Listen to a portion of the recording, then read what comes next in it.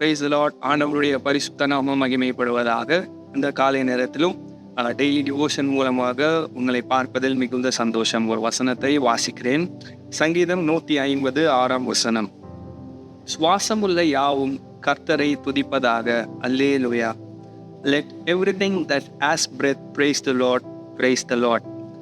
So இந்த வசனம் 156 இதுதான் சங்கீதத்தின் புஸ்தகத்தில் இருக்கிற லாஸ்ட் வர்ஸ், கடைசி வசனமாக இருக்கிறது. இது ஒரு கட்டளை மாதிரி இருக்கதாக தோன்றலாம். சுவாசம் உள்ள யாவும் கர்த்தரை துதிப்பதாக ஒரு கட்டளை, கமாண்ட் மாதிரி தோணலாம்.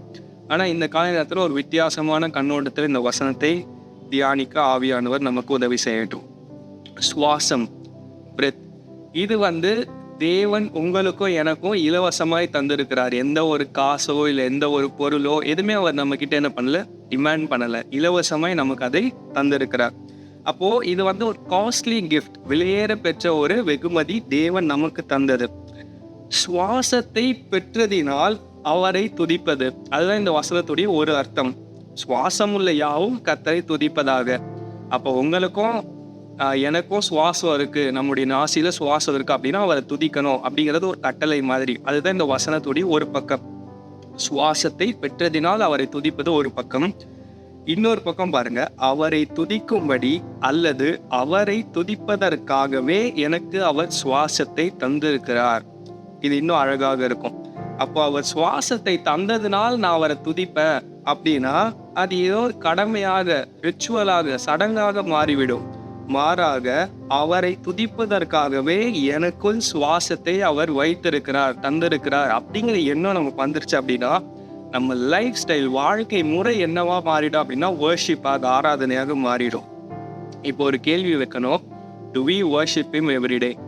ஒவ்வொரு நாளும் நீங்களும் நாளும் தேவனை ஆராதிக்கிறோமா அப்படிங்கிற கேள்வி என்ன பண்ணணும், நம்ம கேட்கணும் நமக்கே. அப்போ ஒரு கேள்வி வரும், ஆராதனா என்ன அப்படின்னு. நாங்கள் தான் சண்டே சர்ச்சுக்கு வர்ஷிப் பண்ணுறோமே அப்படின்னா, அல்டிமேட்லி வர்ஷிப் அப்படின்னா having an encounter with God, தேவனோடு ஒரு சந்திப்பு ஏற்படுவது தான் ஆராதனை.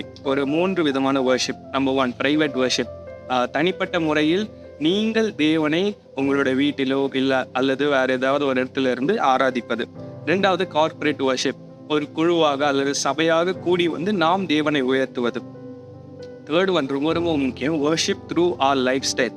நம்முடைய வாழ்க்கை முறை மூலமாக நாம் நின்றாலும் நடந்தாலும் எங்கு சென்றாலும் என்ன செஞ்சாலும் நம்மளோட பிஹேவியர்ல, நம்மளுடைய நடக்கை, நம்மளுடைய இதிலிருந்து தேவனை ஆராதிப்பது, இதன் வழியாக தேவனை ஆராதிப்பது. அப்போ நம்மளுடைய வாழ்க்கை முறையின் மூலமாய் தேவனை ஆராதிப்பது அவசியமாக இருக்கிறது. சுவாசம் உள்ள யாவும் கர்த்தரை துதிப்பதாக. சுவாசம் தந்ததினால் அல்ல, அவரை துதிப்பதற்காகவே எனக்குள் அவர் சுவாசத்தை தந்திருக்கிறார்.